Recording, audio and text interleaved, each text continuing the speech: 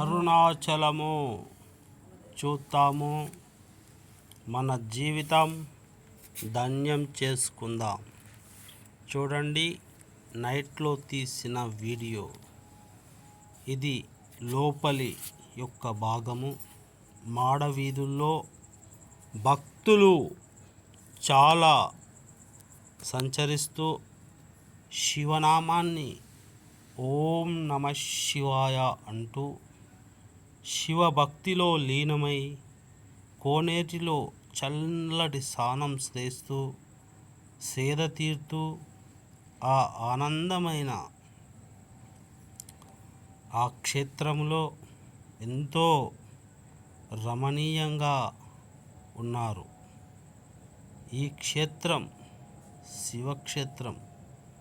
శివుడు నిజంగా జ్యోతిర్లింగంగా వెలిసిన క్షేత్రం కాబట్టి భక్తులందరూ అయ్యో మేము ఆ శివుని దర్శించలేకపోయాము, ఆ అరుణాచలేశ్వరుణ్ణి అని అనుకునేవారు ఫస్ట్ మీరు నందిని దర్శించుకోండి. ఆ తర్వాత మీకు శివరాత్రి నాడు శివుని దర్శించుకోలేమన్న వారికి ఆ శివలింగ దర్శనం మీకు ఈ వీడియోలో కటాక్షిస్తున్నాము. చాలా గణపతి విఘ్నాలను తొలగించాడు నాకు మీ అందరి కోసం. ఆ యొక్క పరమశివుని ఆజ్ఞతో మీకు అరుణాచలేశ్వరుని దర్శన భాగ్యం పొందే అదృష్టాన్ని కల్పిస్తున్నాము. ఎంతో శ్రమ కోర్చి ఎంతో సిబ్బందిని అందరినీ మెప్పించి ఒప్పించి తీసిన వీడియో. అరుణాచలేశ్వర దర్శనం. శివలింగం కొద్ది సెకనులు మాత్రమే మిగిలి ఉంది దర్శించుకోవడానికి. మీరు సంసిద్ధమై కళ్ళు నిరీక్షించి చూడండి. ఒకవేళ సబ్స్క్రైబ్ చేసుకోకపోతే సబ్స్క్రైబ్ చేసుకోండి. అలాగే లైక్ చేయడం మాత్రం మర్చిపోకండి.